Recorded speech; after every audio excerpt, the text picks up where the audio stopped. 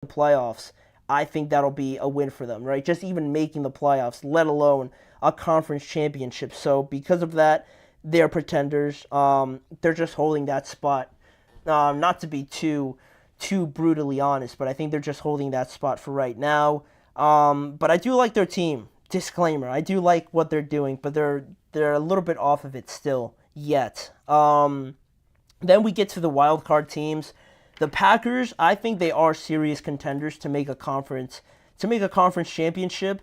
Sunday's game will help make that determination a little bit more when they do play the Lions, and I do expect Jordan Love to be there. But if he's not, then that point kind of is voided. So if Jordan Love plays, it'll either confirm it or make me a little bit more hesitant about whether or not the Packers can be a conference championship, based team, if they could even make that. If they get destroyed by the Lions, I'll have second thoughts. But if they make it a close game, I think I'll be even more bought into the Packers. So they could have, been there last year. They defeated the 49ers last year, or they almost did. And this year, they've looked solid from just the overall team build, the team makeup of this team, the play calling by Matt LaFleur. The only thing I do worry about is Jordan Love's turnovers. It's been a little bit too careless for my liking. I think he is capable of protecting the ball a little bit better. He just doesn't have to throw caution to the wind and try to make all these crazy throws or just make these inadvertent decisions. So if Jordan Love can clean that up and just continue his trajectory, no trajectory is going to be a straight line just going up, right? But he's going through it right now with fine-tuning that part of his game. So if he could fix that up a little bit more, just tighten it up a little bit, I think they'll be serious contenders for the conference. Then we look at the Vikings, also in a wild card spot. I think I picked the Colts to win this week, so I'm going to go with them being pretenders just because this defense does worry me recently because the pass defense is already among the worst in the NFL, but also on offense, they score and they start games really well. I believe they have the most points scored in the first quarter, if not the first half so far out of anybody in the NFL, but it's just not as consistent towards the end when teams make adjustments or opposing defenses just hold them to field goals. They don't score enough, and their defense gives up too much for them to kind of see out games. They don't really close out games as much as I would like right now. And their offense is great. They have all the weapons. Maybe TJ Hawkinson coming back changes that up in the red zone especially. So we'll see. If they make a trade also like I wanted them to in one of the segments this past week, that'll help out their case. But for right now, because of that defense, I think I have them as pretenders so far. They've kind of let me down here towards the second half of the first half of the year. Then we look at another interesting team, the Philadelphia Eagles, and they're in 7th place right now in the conference, but even still, I think this Eagles team, I believe they are legitimate contenders to make a conference championship because they already have the talent.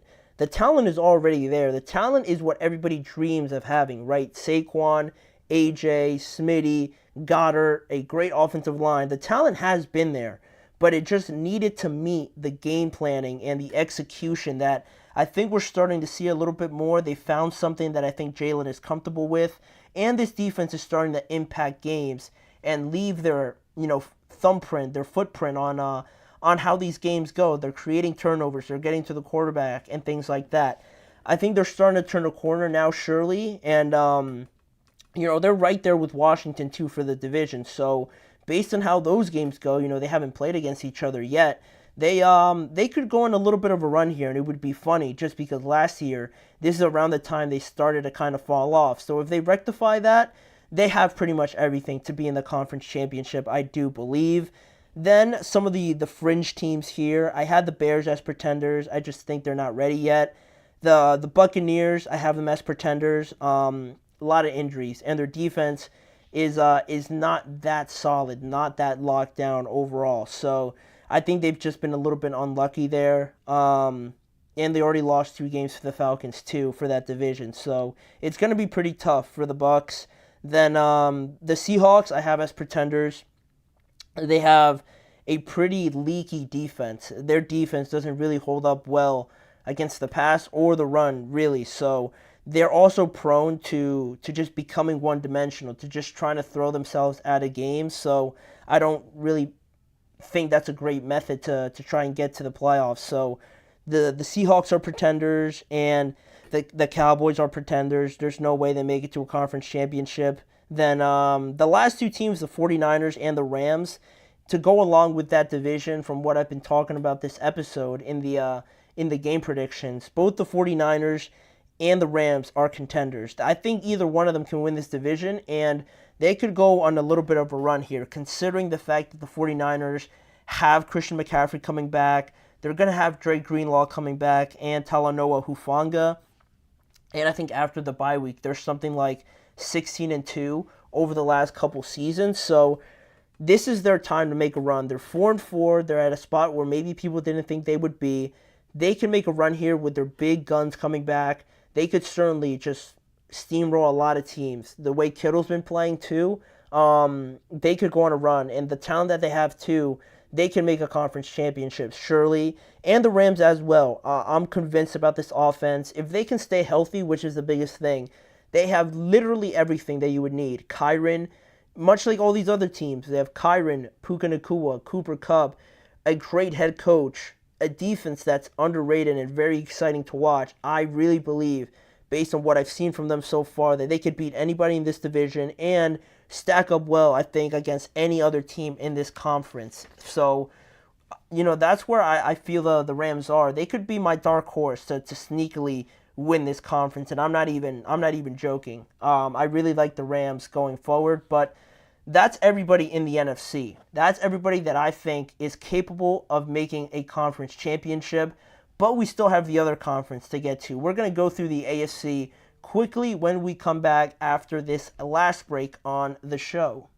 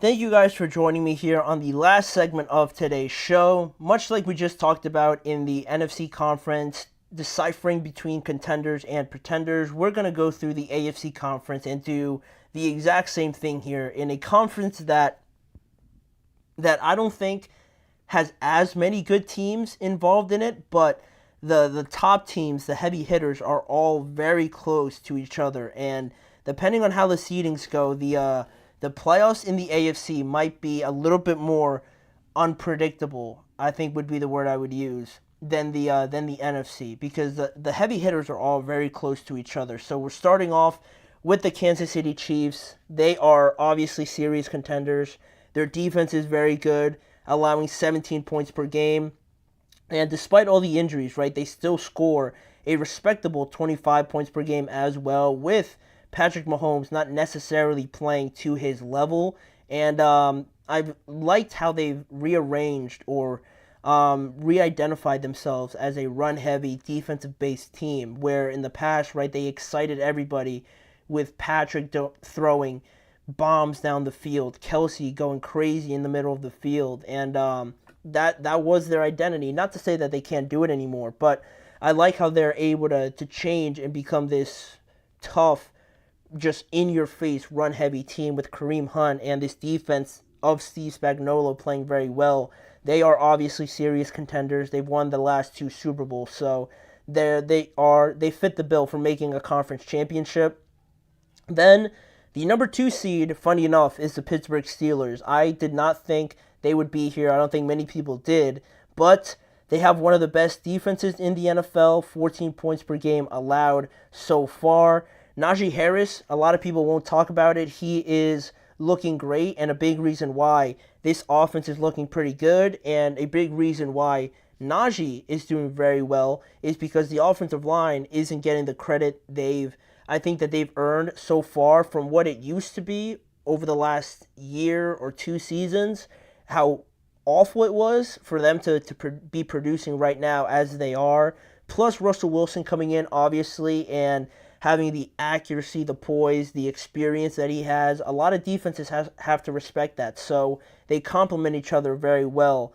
I do still think a trade is needed for me to fully believe that they are 100% contenders, but even still, I would label them as contenders because I do expect the trade to happen. So we're projecting here a little bit.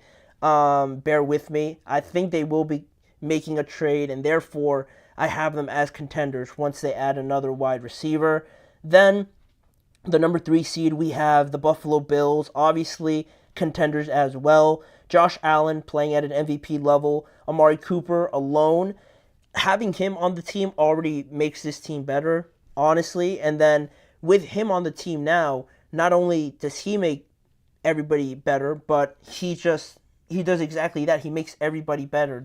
The Bills just don't become better because Amari's on the team because he's a great player, but he will make situations for Khalil Shakir better. Keon Coleman will benefit with just having Amari on the team.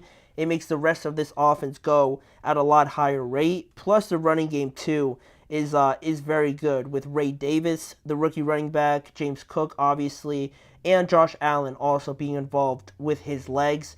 They have a lot to go off of. If anything, their defense might be the most worrying part of their team, but it isn't bad by any stretch of the imagination.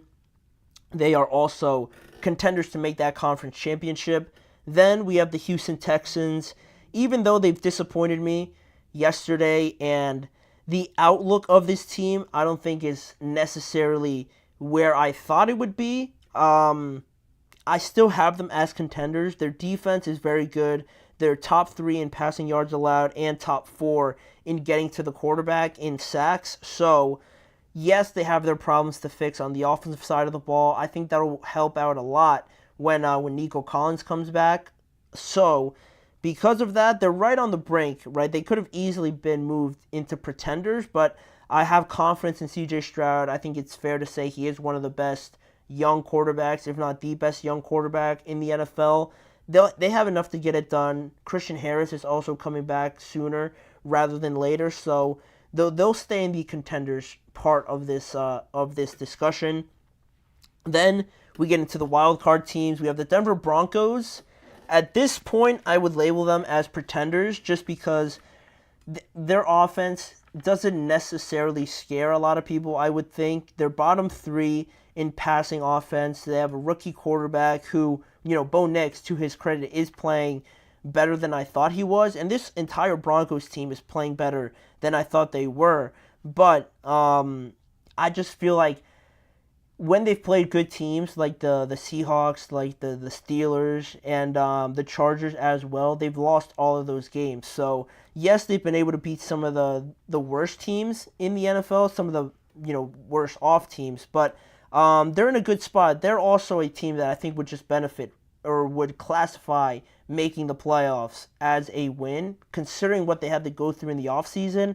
This is a team I would label as pretenders for sure, because they have a good base. Their defense is great. They have something very solid to build off of for years to come. Then after them, we have the Baltimore Ravens. Even though they are in 6th place right now, they're contenders. They're not fooling anybody with that ranking. People still probably have them as favorites to win the AFC North. So, they have 2 MVP candidates, honestly, with Lamar and Derrick Henry. they just added Deontay Johnson on top of that. So the offense isn't the problem. Their biggest problem is going to be their defense and whether or not it gets significantly better as the year goes on. And I think it needs to if they're going to compete with Buffalo. I mean, they destroyed Buffalo, but teams like the Chiefs getting the revenge on them, even the Texans as well, and trying to defend their weapons when Nico comes back. The Steelers, maybe not so much passing wise, but you get the gist of what I'm trying to say. Their defense just drastically needs to improve if they want to get to where they want to get to. Then we have the Los Angeles Chargers. I would label them as pretenders. They're another team where I've been surprised with what I've seen from them so far, the early success and how they've really bought in, and not only bought into what Jim Harbaugh is trying to do, but trying to execute it to such a high level. I've been impressed with the offensive line. The defensive line also has been playing great. And, they're able to run the ball at a good rate. J.K. Dobbins has stayed healthy, which is great to see. And Justin Herbert, he is playing in a system that really suits him. He's not doing too much with the ball. He's being very careful like he always is. But despite not having as many weapons, he's still playing great. But not having those weapons also is what makes them pretenders. I think you're going to need more than just rookie Ladd McConkey, even though he's playing awesome. You're going to need more than that. So the Chargers, for right now, I would label them as pretenders. They have another team with a great building block, a great first step, but in the next year or so, I expect them to really be contesting for a lot of these high spots. So that's where the Chargers lie. And then the last three teams here I have, the Indianapolis Colts right now are in 8th place, and I would label them as pretenders. Joe Flacco legitimately scares me. I think Joe Flacco would cause anybody problems, honestly. And being 40 years old, you never expect that. But their offense is great. I think they have something really nice there with Joe and Jonathan Taylor and the offensive line and all their weapons, really. But the run defense is one of the worst in the NFL. They're allowing 21 points per game, which isn't bad, but the run defense just individually has not been up to par in trying to stop that. Their offense is exciting. They should have a lot and should look better with Joe Flacco, but they'll be competitive, just not really doing enough to get into the playoffs. Maybe they could sneak in there, but I think that would be considered a win if they were just in the playoffs overall. Then we look at another team, pretty disappointing season so far from the Bengals. I would say they're pretenders. It's too inconsistent for me on offense because the running game really isn't there. It's not good. They're only averaging 89 yards on the ground per game. And T. Higgins now is out this week. I know they're playing the Raiders, and I picked them to win, but I honestly would not be surprised now at this point, now knowing, I didn't know yesterday that T. Higgins and Zach Moss weren't going to play. I would not be surprised if the Raiders somehow beat them by like a game-winning field goal or something. It's too inconsistent everywhere. Their defense hasn't been really solid enough where if their offense isn't playing great, that you can depend on them game in and game out to kind of bail you out. So I think it's a little too late for them. I have the Bengals as pretenders. And lastly here, the Jets. The Jets, I believe it's just too late for them. They're going to have to pretty much win the rest of their games, and I don't really believe that they can. They're going to play better teams. I don't know exactly who, but I know they still have to play in Buffalo, and I don't think that'll go well for them. And, this offense has really given you something to believe in, but again, I think the first part of the season just really was a big letdown, and they didn't put too much emphasis on it to make it matter now, because now the margin of error isn't there anymore. So they have to be perfect, and even though they did show some good things in yesterday's game, the first half is a reality, right? We can't just ignore that. The first half was really bad. So they're not going to make do and just get by having a half like that. They're going to get better, I believe, but being at 3-6, you're not going to overtake teams like the Ravens, certainly not. Probably not the Steelers either. The Chargers even. I don't think the Chargers would just fall off like that. So it's just based on the circumstance that they found themselves in where I think they'll make it close, but I don't think it'll be enough. So by that point, I think they are going to be pretenders this year, halfway through the year. That is everybody in each conference, at least the teams that I really think have a shot to be in the playoffs. So with that now being the case, we're really excited to see how the second half of the year goes. But also, that'll wrap it up for today's show. Thank you guys for joining me on today's episode of the Chip Shot Football Podcast. Please remember to like, follow, and subscribe to the show, as well as following the network on all forms of social media. If you want to see more of the Chip Shot Football Podcast, check out the GSMC Podcast Network channel and the GSMC Sports Network channel on YouTube for more coverage and just more content around the NFL on the Chip Shot Football Podcast on both of those networks. But also, to catch more of the live shows, you can catch me each and every weekday at 6:30 p.m. Eastern Time for more debates, news, recaps, everything around the NFL back on here, same time each and every weekday with me, Manny Maradiaga, as your host. Thank you guys again for joining me. Hope you guys have a great weekend, and I'll see you guys back here again on Monday to recap all the action from Sunday.